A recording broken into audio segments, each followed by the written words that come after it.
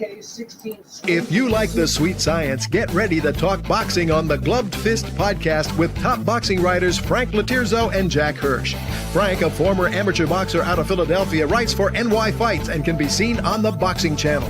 Jack, an amateur boxer who competed in the New York Golden Gloves, was a 6-term president of the Boxing Writers Association. And now, here's Frank LOTIERZO and Jack Hirsch. And we're back. Welcome to Glove Fist. My name is Frank LOTIERZO, former writer, try to be full-time observer, joined by former 6-term president of the Boxing Writers Association of America. Jack, you are the quarterback tonight, although you're always the quarterback, but you are really the starter tonight because I am battling a terrible sore throat. So even if you say that Ken Norton would knock the hell out of Ron Lyle, I'm not going to fight it. Well, I defer such matters to Lyman Pauly. Did I pronounce his name right? Okay, because who knows a lot more about boxing than us two, and that's what he says would happen. So his word is good enough for me, but that's the best medicine to clear your sore throat. A quick happy birthday to Michael Spinks. It's his birthday today. You know, you mentioned the word quarterback, kidding around, but that's a segue because we were talking a little before the show, Frank, about the poll that just came out, the top 10 NFL quarterbacks as rated by executives, coaches, and scouts. Current quarterbacks. Currently. We also have a top 10 in boxing, and it got me to thinking, you know, the last couple of minutes, are we rating the top 10 in boxing the way we should? Are we rating it on who we think is better? Or do you rate it on accomplishments? Because if you look at the poll of top 10 NFL quarterbacks, Jalen Hurts, who's played in 2 Super Bowls, played really well, was an MVP of 1, you know, recently. He wasn't in the top 10. Sam Darnold, the Super Bowl winning quarterback, who's had 2 really good seasons in a row, he wasn't in the top 10. So should those guys have been in the top 10 based on accomplishments? And are we doing pound for pound listings the right way in boxing? Is it accomplishments, or who do we think is better than who? Because I'll tell you, if we're looking at boxing, the top guys, some people still might have Usyk number 1, even though I think he lost that position based on his subpar performance against Rico Haravan, okay? But based on accomplishments and nothing more, Usyk should still remain in that position. But logically, if you look at what a guy has left now, should we keep him in there out of obligation, or should we deal with reality, Frank? Jack, that's what I don't like about the pound for pound list, because it goes day to day, and no one in our lifetime has to find, is it the best overall fighter or the most accomplished? I have always gone by who I think the best overall fighter is, the most complete fighter, offense, defense, ring generalship, movement, the whole bit. That's what I go by. Accomplishment, that's also subjective. I mean, you have to say that Usyk is one of the more accomplished guys right now, and so is Inouye. I mean, I guess Canelo would be in there. I don't know if Canelo is one of the top 5 fighters. Inouye's been fairly active, so his accomplishments are pretty much there. But, you compare Shakur Stevenson to Usyk. Shakur Stevenson very graciously said after he beat Teofimo, no, he's not the top pound for pound guy. He still has to defer to Usyk based on what Usyk has accomplished compared to him. That was very gracious of Shakur at the time. But at this moment, one guy is on the rise at his peak, Shakur Stevenson, and the other guy, maybe he just had a bad night, whatever, but he got the W, he got the stoppage at the end of the day. So statistically speaking, you can't take anything away from Usyk per se, but logically, should he be the top guy? I mean, how do you put him ahead of David Benavidez? I mean, if we look at peak value, it would be Benavidez at this moment. I'm no particular other. Benavidez, Stevenson, maybe in a way you could throw in there in the mix. But there's a difference between peak value and accomplishments to an extent. Jack, don't you think the guys who usually are at the top of the list are the more versatile boxers? Like, you mentioned Benavidez. He has a good resume, and it's kind of hard to picture him losing right now. But he's a guy that can only do it one way. He has to attack. Where a guy like Stevenson, doesn't matter. Usyk, they can box and they can morph into any style they need to. Doesn't mean a thing. As long as they get the job done within their style, it doesn't mean a thing. A guy like Smoking Joe Frazier basically fought one way. Okay, we know. And it worked every time except against one guy. Okay, against one guy. I mean, yeah, but it's what it is. You're not gonna put you're not going to put a Jerry Quarry ahead of him. Let's say they never fought because he could move forward and punch. And he because Joe has the better wins. I mean, there's a lot more into it, but I just always have gone with the guy who I just felt could win multiple ways. And as much as I love the attackers like Frazier and Benavidez, I've always favored them. I'm not saying it's carte blanche, but I mean, Shakur brings more to the ring than David Benavidez. I hate to say it, but he does. Speaking of Shakur, there was a noteworthy signing. He signed with Super Boxing. And as I told you, they were going to be a factor. But no, Super Boxing is going to be a big factor. Whether they take over not the sport, they're not going to take over the sport unless they want to lose a ridiculous amount of money. If they want to lose a ridiculous amount of money, if the Saudis back Dana White and they're going to throw away $1 billion per se, yeah, you could win out, but that's a suicidal mission. They don't really win per se. But Stevenson signs with Super Boxing now. But now this is the problem. They got to get him guys to fight, and he's still not a major draw. I don't want to see him fight Shockey Foster. He's not a major draw. You're right. He's not.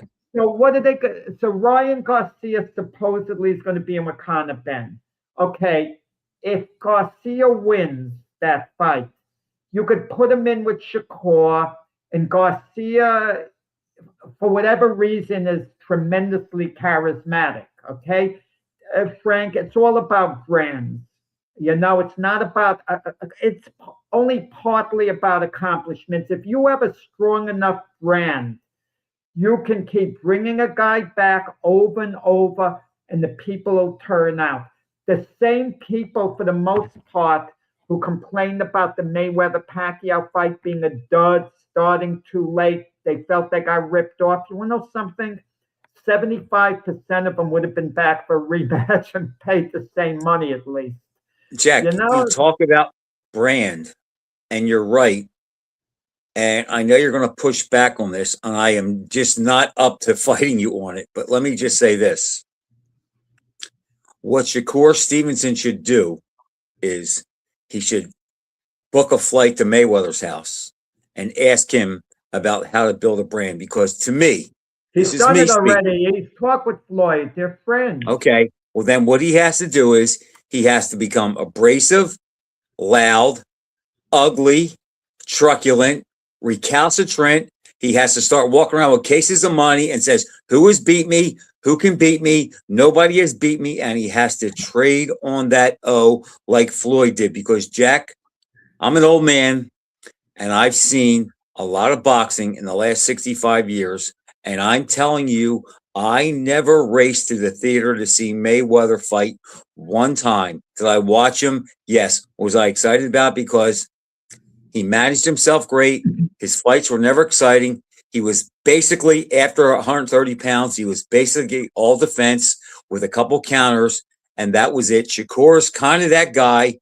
We saw the argument that he had with Shannon Sharp, and Shannon Sharp was basically saying to him, you're not exciting. And he's exciting for hardcore guys that like the defense and whatnot. But unless you have some panache and a brand like Mayweather did, nobody's going to pay you much mind.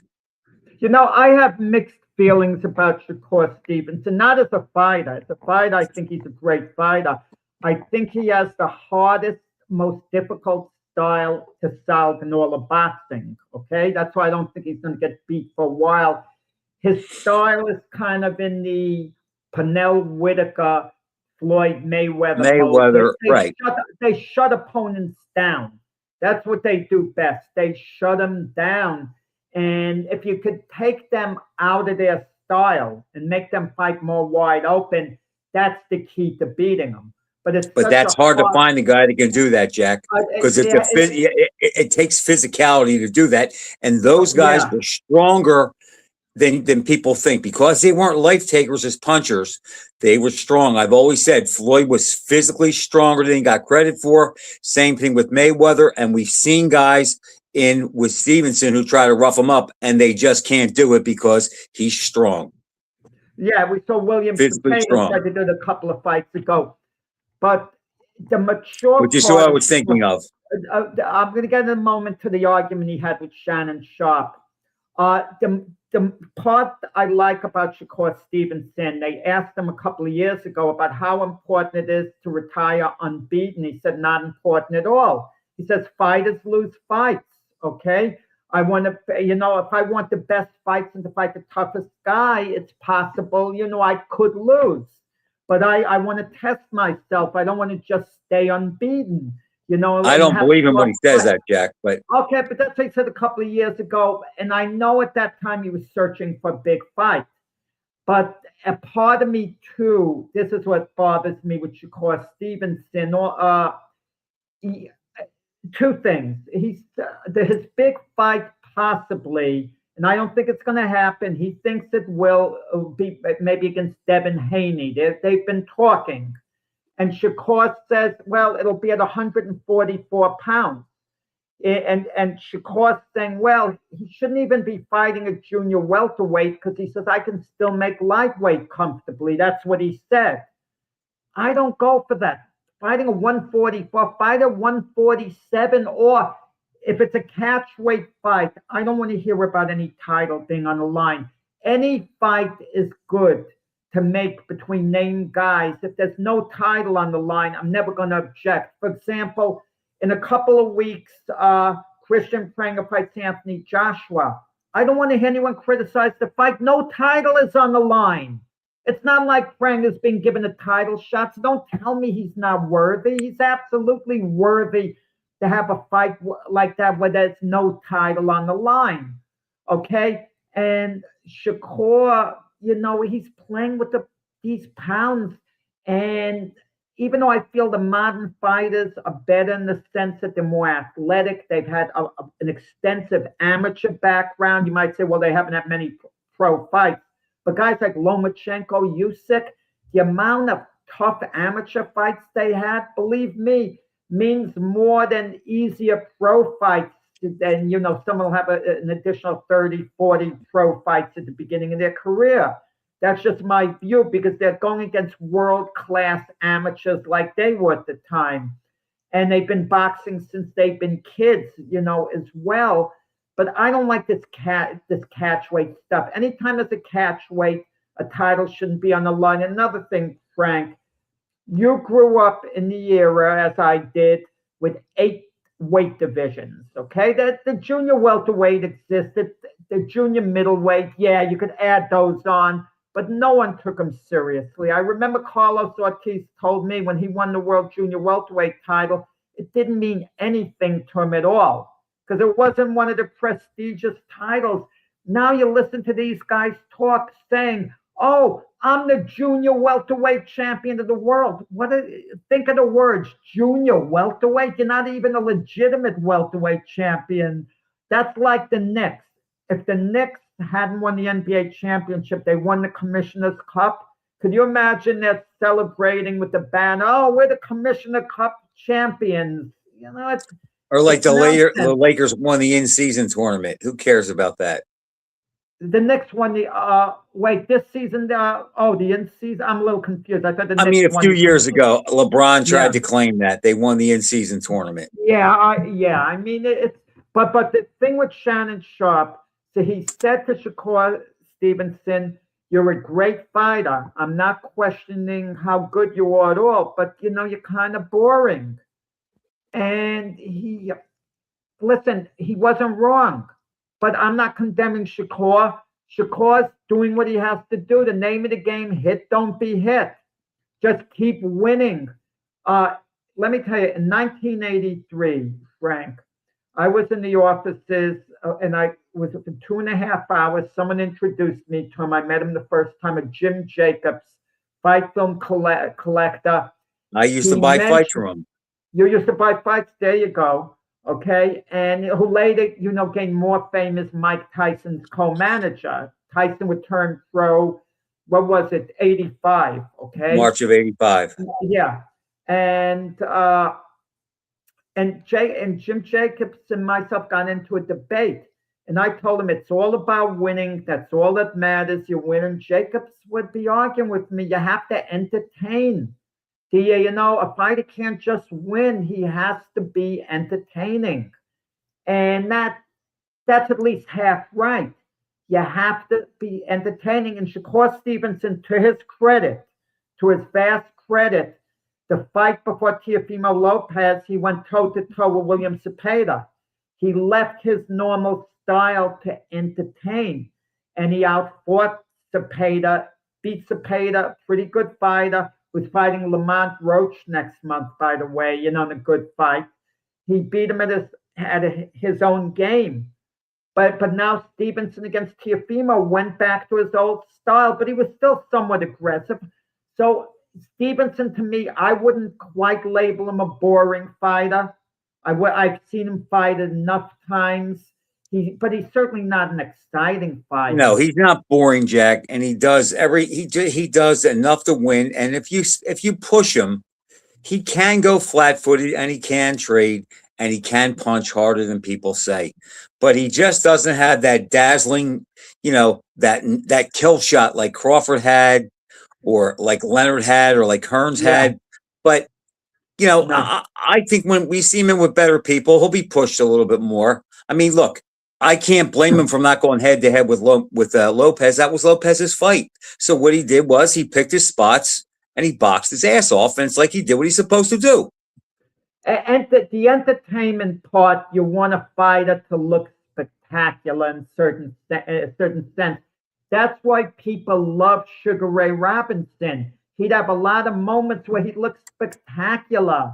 It's like the baseball, that the All-Star game is tomorrow. Let's be honest about it. Who would you rather see at bat? Pete Rose and Mickey Mantle. I mean, they're not playing tomorrow night, but you know what I mean. What would you rather see? A guy who doesn't hit home runs, who's a 400 hitter, let's say the next 400 hitter, or Aaron Judge? You'd rather see Aaron Judge. It doesn't mean. You're basically right, but Rose is my all-time favorite player. So I just like watching Rose work the pitcher. So in that case, I'd go with Rose. But I know what you're saying. It's like the home run hitters always got the big contracts. They were the stars. And Jack, if you look at boxing, how many guys that weren't punchers were big stars? Ali? Who else? Who else? Who would not punch? Well, Willie Pep. Famous fighter, during his era. Yeah, he was amazing. I mean, he's a great, but was he a big star and draw back then? He was. Yeah, Willie absolutely was. And I'll give you a case in point. I was in the 1990s what was it, 93, I think it was, when De La Hoya fought Julio Cesar Chavez. Right. I was in Canastota for Hall of Fame weekend. And I got to watch it with the fighters who they brought in this big ballroom, the closed circuit showing. And the commentator said, De La Hoya says he wants to be like this guy and like Willie Pep. And everyone looked at Pep, and Pep went like that. But just the idea, Pep's name evoked great things in the past. But you know what it is, Frank? With anything else in sports, when decades go by and the old guard leaves the earth and the new guard comes in, it becomes faded in most cases. Now, sometimes you might get a legend that's going to pass the test of time in a crazy way, but other legends are going to fade out. I even wonder is Ali's star going to fade out a bit? I It have will to believe eventually, Jack. it will. It will. It started with Mike Tyson. People ask, "Oh, who's better? Who would have won, Ali and Tyson?" I I mean, think that's died, but Ali's star will die eventually, but he'll still last longer than anybody else because he had the big fights and he had the opponents. And to a degree, when we talk about Mayweather and Stevenson, Mayweather, even though he fought them, I think at the opportune time on his side, he had the names. See, Shakur, how many names does he have out there that he can really fight? We could stretch and name 4 or 5. well, Mayweather had 15. yeah. Oh, by the way, for the people listening, we're going to have a guest soon coming on, Ricardo Salazar, former fighter. He does the programs, for big fights. This is one from the Boxing Writers Association of America's Jack, annual I used to be a banquet. big collector of those, and I still have a bunch of programs Yeah, for big fights back in the day. Crawford and Michaela Mayer on the cover. Let me ask you this, Frank, and I maybe should save this for Ricardo. Ricardo basically, does covers as told, or the BWAA summons someone else for cover, and Ricardo puts together the journal and has done a great job. We talk about equal rights in society. Should a woman necessarily be given equal rights on the cover like Michaela Mayer and Terence Crawford? I was a bit skeptical of it, but I guess I was voted down on that. No disrespect to Michaela Mayer. If a woman has had an astounding career, maybe like Katie Taylor, and this is her farewell, okay, but whatever. If she gets her own merit, Jack, I don't have a problem with it, as long as it's not like a gimme for just because she's a female or whatever. Well, but that's what I'm asking you. Michaela Mayer, should she have shared the cover with Terence Crawford, who is male? My inclination is no. Yeah, okay, that's basically. Listen, Wimbledon this year, Serena Williams came back. To me, she was the top draw by far, including Jokic, okay? She was the star, and I thought she should have been given top billing. There's such a way. Just before we have a guest, so Shakur Stevenson is mad at Shannon Sharp, and he says to Shannon Sharp, "You're ignorant. It's not personal. You're ignorant when it comes to boxing." Yeah, he said, "You never box, so what do you know? You play football." I mean, that would be telling me I can't have an opinion on football. Outside of 2 games in the Pee Wee League when I was playing, I got no active football experience. I don't count intramurals in college. Okay. It's funny, Jack. Some of the top analysts in both sports never played. So I don't think that's a valid. I mean, it was Shakur's only default. That was the first thing that came to his mind. So he wanted to rip Shannon. I understand that, and I'm not the biggest Shannon Sharp fan. But I think he's somewhat of a fair interviewer, and I don't think he was being unfair in that. And I thought Shakur got ugly. But look, we run into this all the time. Look, some of the guys whose opinions I value the most when it comes to this sport never trained in a gym, never had a single amateur fight or anything. Some people just have that aptitude and they know it. And it's the same thing with football. I never played football at a high level, but I think I'm pretty good at evaluating and judging it. I don't think you have to be a player to automatically be an expert. I just think sometimes being a player gives you a dimension that somebody that can't have. It could. It depends on the situation. But I also know after the Williams-Zepeda fight, Shakur Stevenson was cursing people out during the interview generically. They're like people are haters because they picked against them. So if he was with me now, I'd Who say picked against them? I've never heard anybody pick against them. Yeah, but I would say who question them. So I would say to him, wait a second, Shakur, if I pick Devin Haney to beat you, which I'm not going to do, by the way, I don't think Haney's even going to take the fight. No. And I'd say to him, does that make me a hater? Are you going to curse me afterwards? I mean, you'd want to show me and prove me wrong, but don't start cursing me out and yelling at me afterwards. You don't know a darn thing. I mean, you could do it in a fun way. Look what Ali did after he beat Foreman. He was in his dressing room giving a lecture. Don't ever bet against me. Make me the underdog until I'm about 50. But Ali could do it, Jack, and it was funny. He wasn't mean. Yeah. Shakur did not come off good with Shannon Sharp. Mean-spirited. Not at all. Shannon looked much better in that interview than Shakur did. It was not a good look for Shakur, in my opinion. No, I don't think Shakur probably has any Nobody cares. ill feelings, but Shakur is very mature normally, just talking to him about things and, about opponents. He doesn't like trash talking. He likes to talk level-headed. Like if someone's trying to fight Shakur, and they'll say, look, I think you're a great fighter, Shakur, but I maybe see some things I could take advantage of. It's easier said than done. Shakur would listen and say, yeah, I mean, you got to execute. Like he would have a conversation. He wouldn't get defensive. A guy like Boots Ennis gets a little defensive now. Ennis finally praised Zayas afterwards. He said a number of nice things about him, but some guys have like a hard time. We better be careful with Ennis, Jack. Yeah. There's a good place in Merchantville, New Jersey, has cheesesteaks. And Ennis has been there 5 times, I saw, since the fight. He's eating a cheesesteak, so he's going to be a middleweight soon. Yeah, okay, listen, he is growing. I think he is going to be the number 1 star in boxing at some point. He'll beat Virgil Ortiz, maybe a Sebastian Fondura, whatever. And Jack, I have guys texting me and emailing me, asking me if I think that Terrence Crawford's going to come out and fight him. Oh man. Well, just one quick thing, I'll answer. For our producer, Brian on, when our guest comes on, just bring him into the studio, even if it's in the middle of the conversation, okay? I hope not for Crawford's sake, because you take punches.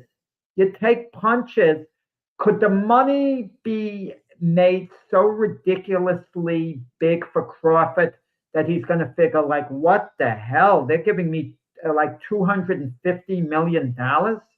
And let's say he turns that down and they give him like $300 million and they're giving Boots $50 million. Well, what would happen, Jack, if Crawford had a press conference and he said, I'm going to fight one more time. I'm going to fight Ennis at 160. How big of a fight do you think? Would that be the biggest fight they could make in the sport?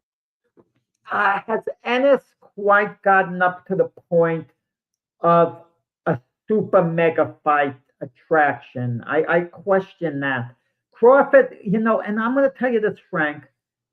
If you prorate them, Ennis and Crawford, they're not as big as Duran and Leonard when they fought the first time, and the business has changed. I just don't see it.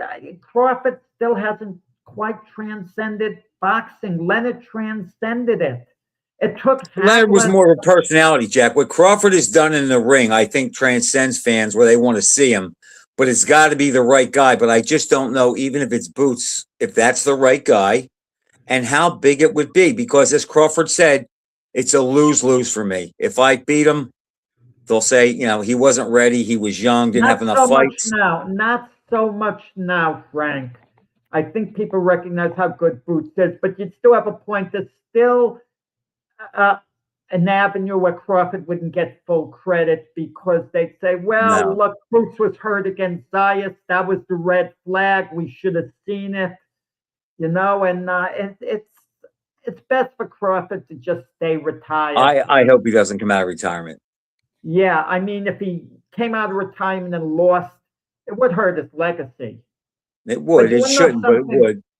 What gets me too is, and once again, Brian on, top producer, as soon as Ricardo Salazar comes into the studio, let him in. These promoters, they keep talking about legacy, and Eddie Hearns makes me laugh. He's saying in front of Boots Ennis, Boots is all about legacy. He knows the money will come later on. You know what I want to see, Frank? A fighter sitting with a promoter like Eddie Hearn and saying, to me, it's about the money. The legacy will come later. I'll gain in my legacy before my career's over. It's the money that I'm after now. That's what, That's what I want to see. I love the Jack, way let's they're touch real doing quick before our guest comes it. on. Come on, Does yeah. does Spence fight next week? Is it next week? The 25th. Oh, the Zone signed, the PBC signed with the Zone. So if you subscribe to the Zone, it might not be a pay-per-view event. I think we Now, might Jack, get I'm that. looking right now on Boxing Scene, and it says Amazon Prime pay-per-view for Spence and Zoo, July 25th. But they signed. It's supposed to be on the Zone. I mean, if the PBC signed with the Zone, they've got to provide that fight to the Zone. Why would the Zone want them otherwise, right? So I think that might be updated. I'm not sure. I mean, it's not going to be on the unless they're pulling a fast one. The Zone, they contracted to provide one pay-per-view show a month, and they might be saying that Joshua Pranga is their pay-per-view, and this other one they can charge for. They Now, haven't Joshua done that Pranger yet. is listed on the Zone, Jack. It says the Zone. Spence That's on the says Zone in the afternoon. Amazon Prime. Joshua Pranga, has a couple of other fights for belts on there. It's going to be starting like about 10:30 in the morning, but Joshua Pranga won't come on till about 5, 6 o'clock, Eastern And time. Tyson Fury, when's his fight going to start? Okay, yeah. Oh, okay, Okay. we got our guest on, Frank. Ricardo Salazar. Ricardo, I'm thinking the best introduction for you. And I compared you to a baseball player who plays a lot of different positions, a lot of different positions in all ways. Former fighter, good amateur, had a decent pro career, not a long one. The highlight was actually a loss, but it was against a world champion, and it was by decision to Jake the Snake Rodriguez. And the programs, you put out, you manage fighters. I want you to tell us about, the management end of it. And your better half, your wife, works for the IBF. So and you have to be up on the news in the IBF, even though you might not say it, you're up on the news with that. So welcome to the show. And here's my co-host. I don't know whether you've ever met him, Frank LOTIERZO. How you doing, Ricardo? I'm a little under the weather tonight, so the floor is yours. Thank you. Nice to meet you, Frank. I haven't had the pleasure of meeting you, but Jack, I've always been very, very appreciative of the opportunity, some of the opportunities that I have received in the sport of boxing through Jack. But as he said, my boxing has been my life. I'm showing the program. This is how Ricardo puts out these programs. Yeah, one of the things that my first trainer, who a lot of people never heard of him, his name was Juancho Ruiz. He was a good Panamanian fighter, and he was a great trainer. He always said to me, "You always have to carry 2 suitcases of boxing: the ones of success and the one of failure. Not failure, but just in case you don't make it in boxing." And that always stuck with me because, obviously, we have seen it through the years how boxing is. It's just it's a brutal sport, not just in the ring, but also in a lot of people don't get the opportunities that you think are deserving, and so I always make sure that I try to stand out where if I didn't make it, I would get an opportunity to do something in the business because boxing has been my life. I love the sport. It's funny that you mentioned about my wife because I always wanted to say we're a boxing family, but I didn't really mean it. But now I do mean it because it's in the family. My wife has a high-profile position in the IBF. She is the right-hand woman, and she's really, really involved. As a matter of fact, she's being inducted into the International Women's Boxing Hall of Fame. Oh, congratulations! And I'm like, wow, I can't even say it about myself. Yeah. Boxing has been something. It's been a sport that has been dear to me. I did sort of like, I never really stepped away from the sport. I never have. A lot of people have only known me as a boxing person, but in the last 20 years, when we started a family, I said, boxing is just too unpredictable at times, and I can be making good money now, and then the next 6 months, the phone call is not ringing as much as as I expected it. So I took a job and I became the marketing director for the entertainment company Medieval Times, as Jack knows. And I was there almost 14 years. And it was a job that I thought that would be temporary, until another big boxing gig will come along. But I ended up loving it. I ended up loving my position with Medieval Times, to the point where it competed my love for boxing. Not really, but close. And then another opportunity came, and that was to be the head of tourism for the city. So here I was, an executive, having an executive position, and but boxing was always very close. As a matter of fact, when I took the position in Newark as the head of tourism, I make sure that boxing was part of it. Are you still in that position? No, I stepped down last year. It became a little bit too political.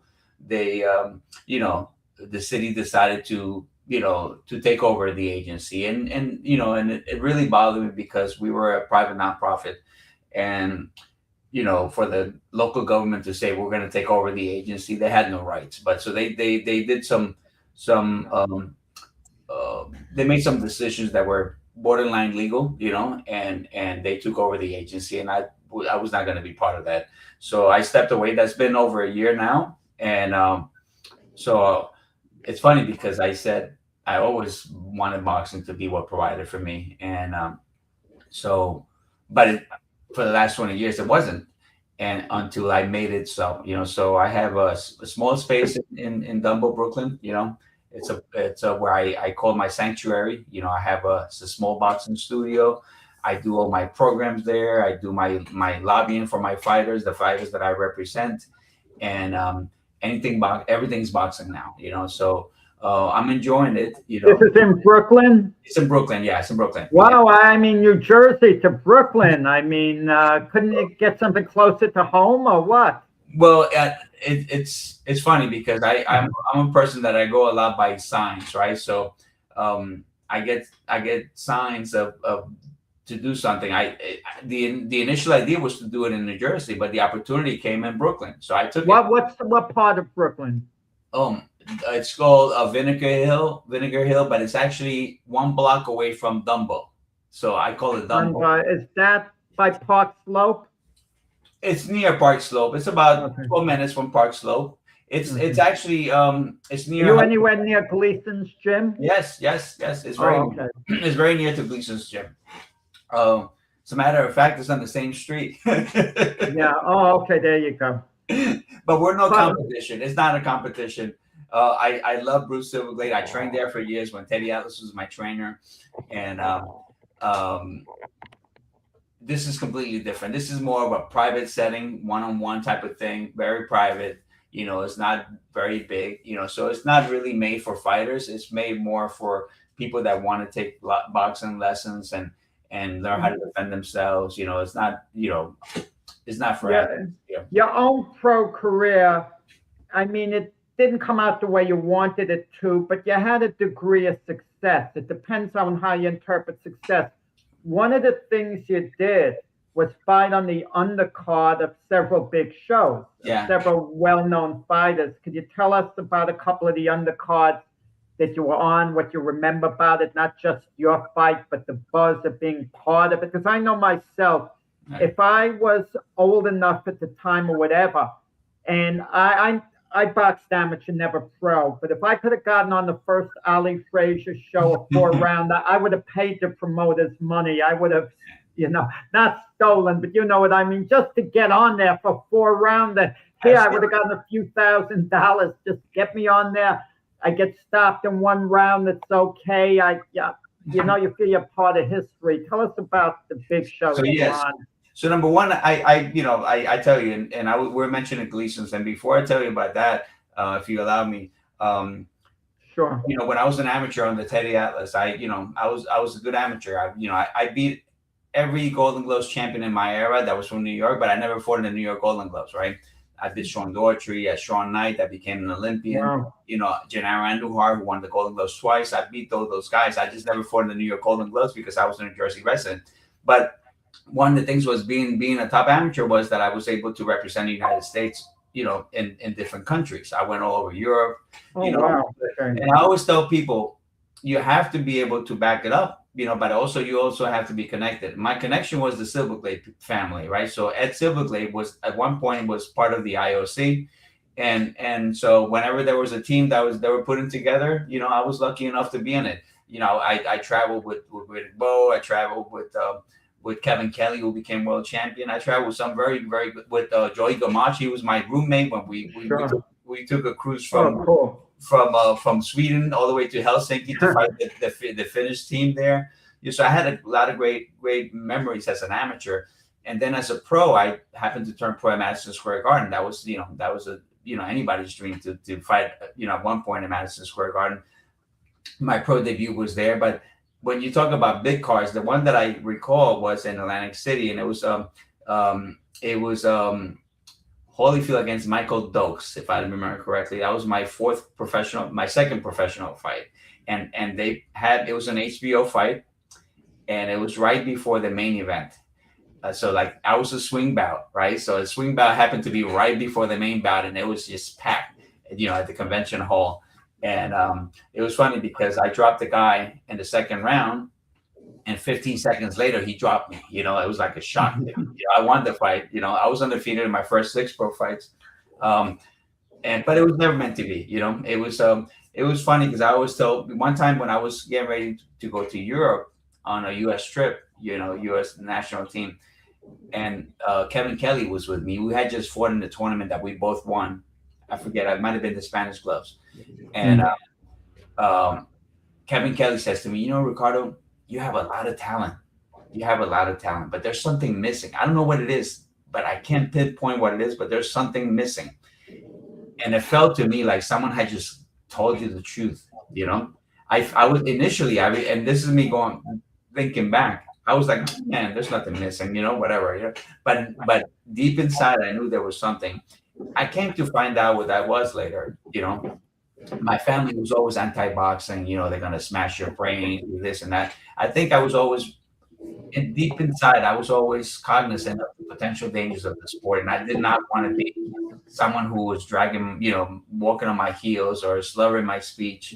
I always wanted to have an opportunity to do something after my boxing days were over. So I think that I was never really that line of fire when fighters say, you have to kill me to beat me. I was not me. That was not me. If I didn't get you with my skills, I was not going to die for it. And I love boxing, but I not enough to give my life. So yeah. But yeah, fighting in shows where not just fighting in shows where there were big cards, but fighting guys like Pernell Whitaker, sparring with them, with Pernell Whitaker, going to training camp with him. How was it to spar with Pernell Whitaker? Was he hittable or what? So I did really well. So I was there, and George Benton was there, and actually, Ronnie Frank knows Georgie Benton very well, but Frank was a former fighter for Joe Frazier's gym in Philadelphia. George Benton was amazing. I think he was amazing. So he was he was focused obviously on his charge, was this Pernell Whitaker, but Ronnie Shields was an up and coming trainer at the time, and he was my trainer. And Lou Dua will come and he would say a few words, walk around the gym, but I did really well with Pernell to the point where he wouldn't shake gloves with me, and I was like, wow, here I am, an amateur. I mean, just turning pro, right? Can I say something about that? Uh-huh. Can I ask you a question? You said that you did well with Pernell, correct? Uh-huh. I'm going to say the reason for that was because you didn't try to kill him and take his head off.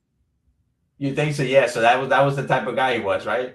No, that you didn't do that when you boxed him. Uh-huh. Because that's how you have success. The guy that tried to take his head off, he ate up. But if you were a little bit more measured and deliberate, you could stay with him a little better. And I'm assuming that's probably how you approached it. So I'm not sure. I think I don't think that was not in my head. I don't think I would just want to do well. So the thing was that Main Events at the time said, we're going to send you down to Virginia Beach to spar with Pernell, and then we're going to get you a fight. And if you impress us, we'll sign you. So obviously I go down there. I want to impress, right? I think that I did well. I was talented, so I did well on my own merit. And Excuse me. he actually was a little bit annoyed, and he would never like shake gloves with me because, and I saw him sparring with other guys. He would he would go tap gloves. With me, he didn't. I did well, and I think I don't know. I just happened to do well. He didn't like it. He was, he was not very friendly, and but I was there for about a month, and then Lou Duba, who was basically, at the time he had all the '84 Olympians basically. I was with a guy by the name of Mark Randazzo. I'm not sure if you remember. He was a prospect at one point, Mark Randazzo, and also with Edgerton Marcus, who was the silver medalist from the '88 Olympics. So it was the three of us. We had to drive Lou Duba's car all the way from Virginia Beach to Atlantic City to fight. Meanwhile, Lou Duba he flew. He was in I love Lou Duba, by the way. One of my favorites. Yeah. Yeah. So it was a great experience actually. So I came back. I fought a guy from Mexico that lived in Newark. I beat him up. I thought I looked good. My manager was there, and he was like, I kept approaching him. Hey, did they talk? Did they say anything with you? And I was like, he was like, no, I haven't said anything with me. So I stayed because Mark Breland was fighting the next day.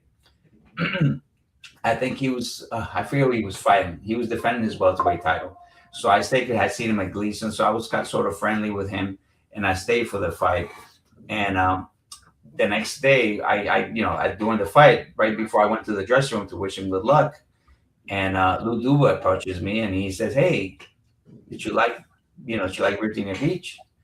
I said, "Yeah, I loved it. It was great." I said, well, "Okay, well, you like to move there? We like to there, set everything there, and we give you stay there, And I was like, "Oh, that would be great." I said, "But have you talked to Mike?" And he says, "I haven't spoken to him, but I will." I said, "Okay, great." So then I saw Mike. He was there at the fights with me. With his wife was there as well. And I said, "I spoke to Lou came to me and he said that he's going to speak with you." The whole show came and went. He never spoke with Mike, my manager. And then I ran into him again at the end of the show. And I say, so he says to me, "So are you coming? Yes or no?" And I said, "Well, did you speak to Mike?" He said, "Mike's got nothing to do with this. Are you coming? Yes or no?" I knew that's where it was going. And I said, "I don't operate that way. I'm sorry." Wow. And I walked away. It never happened. So I could have Good signed. for you. Maybe my career would have gone a different way. Who knows? But it didn't. I guess I was friendly with Lou on a personal basis, so it was never business per se. But yeah, that's some story. The one of your losses, and I guess you maybe had checked out. I was at that time we didn't have the internet and all that. It was in Melville, Long Island, at the Huntington Hilton Hotel. I think I was maybe the only media guy there, the only guy reporting on it. Well, who the broadcaster? It was broadcast on some local channel. You know who the broadcaster was, right? Was that Randy? No, it was Teddy Atlas. That was you. He was an apprentice at the time. He was basically doing shows. And he was right. Yeah, but so I covered that for Boxing News. It didn't look like you had a particular strategy. You would periodically attack this and that, and Jake would con you out of rounds. He was a masterful boxer, Jake Rodriguez. He not only beat Charles Murray for the junior welterweight title, but he made 2 successful defenses. Yeah. And then lost to Costa Zoo, his title eventually. But at that point, it looked like you're checked out. But look, no disgrace losing, to a champion like Jake Rodriguez by decision there. And I think you're in a good side of the line when you retired. You certainly didn't stick around too long, You had enough of a vision and knowing you didn't have to hunger, but you manage guys now, right? Yes. Yeah. Well, tell us about who you're handling. So, right now, I just had one of the guys that I represent. He just won the IBF North American flyweight title. That's Anthony Johns.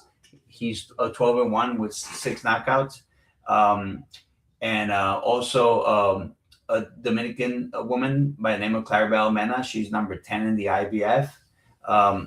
I'm working. I don't have a signed agreement with him, but I work with the team, and it's Khalid Twaiti, right? He's out of New York, out of Brooklyn, and I also represent the former world champion. Who I represented Argenis Mendes, so former world champion. But he's retired now, but I'm representing his younger brother, who's now 4-0. He's about to be 5-0 this week, God willing. You know, he fights on the 18 in the Dominican Republic, and then he fights back again there. So I'm hoping that by the end of October, he's 6-0. So we had meant one fight every other month, and that was the plan. So we're right on target for that. And I also I'm working with a young woman from Italy. Her name is Sarah Bellotti. She's 7-0 from knockouts. She is in the process of getting her visa renewed. So I'm working with the attorney to get that done. Does the loyalty part of it enter your mind? You have to think about it. You just gave a case where you were loyal to your manager, okay, at the time. Mm-hmm. These fighters, it's safe to say not every single one of them is going to be loyal to you. Mm-hmm. Maybe most of them will be, maybe none of them will be, maybe one or two will be. But how much of a problem is that, you know, the loyalty aspect? Oh my! I have had problems with two fighters that I represented. You know, and that one of them was Steve Molitor, who basically through my guidance became a world champion. But when I did that, when I brought him to the title, and here's the thing, that the ironic thing is that I fought him and his management, because I was not his manager. I had a promotional agreement with him. I fought with his team so that they would do the right thing, which is what so being in boxing, being an insider, I knew things that they didn't know, that they weren't aware of. For once, at that time it was Israel Vasquez was the IBF champion, and he was also WBC champion. And I had spoken with his manager about it, and he had told me that under no circumstances would they give Steve Molitor an opportunity. He was too dangerous, right? I knew this from him, so I knew that when the fight went to a purse bid, and I knew that so Saquon placed the bid, the only bid for the fight. And it was a measly $25,000, right? So that meant that as the leading available contender, not the number one contender, he was number 3. Number 1 and 2 were vacant. I knew that represented only 15% of the purse for Steve. So 25,000, that's 15% would have been $3,750, right? So when I brought this to the team, they said, "We're not fighting for the world title for that type of money." I said, "That's not going to happen." I said, "That's not going to happen. The fight is not going to happen. This is they're bidding because they're under the rules. If you turn down the fight, they have the right to go down to the next challenger." And I said, "We're not going to allow them to do that. So we're going to say yes, even if it represents $3,750. That fight is not going to happen. He's going to vacate the title. He has a WBC title, and he's already has another match in the works. I think it was Oscar Larios. That was the fight with Oscar Larios, right? That fight was almost made." And they basically I had to basically fight them every step of the way. And I said, they're not gonna fight us. We're gonna end up fighting for the vacant title. And that's what ended up happening. But despite all my work and trying to fight them, ultimately when he won the title against Michael Hunter in England, they decided that they wanted to restructure the deal and basically make me a minority partner. And I said, that's not what you signed. When I said to you, give me 2 years to get the job done, I did it in less than a year, and now you're punishing me because I deliver faster than I said.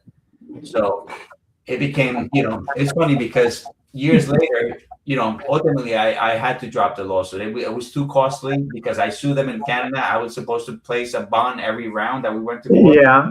So I walked away, but 7 years later, I ran into Steve in Montreal for the IBF convention, and he apologized for everything that had happened. So 7 years too late to apologize, but that's what it was. And the other one was Agapito Sanchez. Agapito Sanchez, I represented. He was a former world champion. He K2, that's another name that people are even more familiar with now. Didn't you have some dealings with Edgar Berlanga? Yes, I did.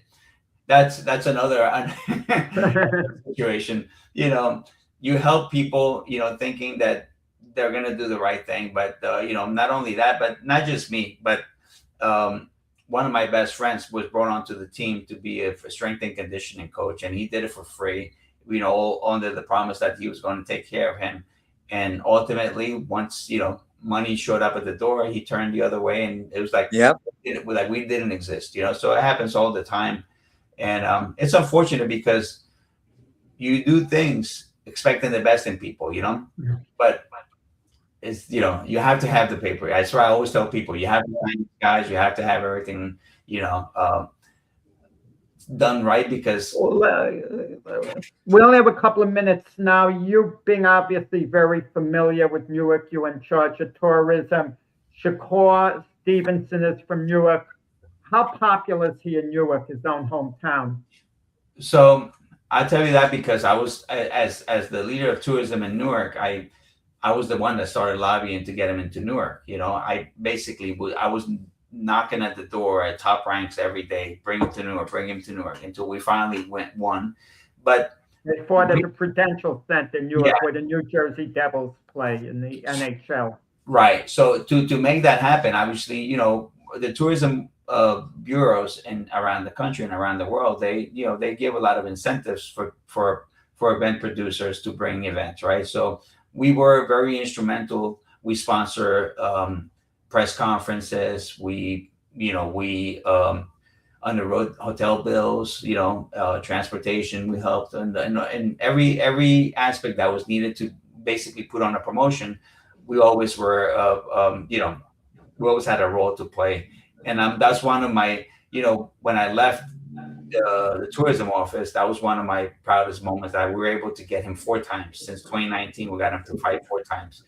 And, you know, it was a great experience. You working with Top Rank has always been very professional. You know, they are, you know, solid promoters. And so working with them was a positive thing always. We're pretty much running out of time. I wish I told you to come on a little earlier, because some real fascinating stuff, you know, and you have a lot of great stories to share. So we'd like to have you on another time, but we only have a couple of minutes left. Great. So there's Ricardo Salazar. I don't know how to exactly describe your position, all-around boxing man. Maybe that's the way to do it, all-around boxing man. Ricardo Salazar. Okay. Good. Thanks for coming on, Ricardo, and best of luck to you. Jack, you know, I appreciate the opportunity. And if you really want to get him on in a future time, get in touch with me and we'll work it out. We'll want to give you guys a plug. Yeah, I would love to bring one of the guys, you know, one of the fighters, the Anthony. Absolutely. Get in touch from Newark. So get in touch with me. Yeah, and absolutely. We'll definitely make it work. Thank you. Okay, all the best. Thanks for coming on. Bye-bye. Okay. Okay, everyone. We have a couple of minutes left, Frank. Anything closing? This weekend, I think Diego Pacheco fights that doesn't get me excited, but I am a little excited about July 25th because of the amount of activity. You know, Joshua there's some fights on there. Benson Sue. Listen, it's a fight with negativity, but it's interesting because you don't know who's going to win. I mean, one guy is a shot fighter, the other guy's not a good fighter, an overrated fighter, not really a good one. So who knows? The stories that Ricardo just told us, Jack, we both knew where they were going, and it's just a shame that is part and parcel of this business. It is, but listen, isn't that life? Sometimes a lack of loyalty. It's happened to me in boxing. Frank, it's happened to me in boxing where I've helped people. Some of them are very loyal. Most are loyal. But I remember one guy in particular, I don't have any ill feelings towards him now. I really got over it. And he eventually told me he appreciated all I did for him. But he wasn't even in the sport, and I got him involved. And then, you know, he took it for granted, you know, and it's happened to me on numerous occasions. But, yeah, you kind of get over it, you move on, and you want to know something, and then the people who you helped, they come full circle sometimes, and they do remember how you helped them. Yeah, so it's what it is. But I don't like when they screw you out of money, like That's happened there different. too. Yeah. Yep. And you Okay. need that, and like you said, you need that in writing, and then sometimes that doesn't even do anything. Yeah. So, All right, Jack, I don't feel good. Okay. I got to run. Okay, Frank. See you next week. All We'll the talk best to next week. everyone out there.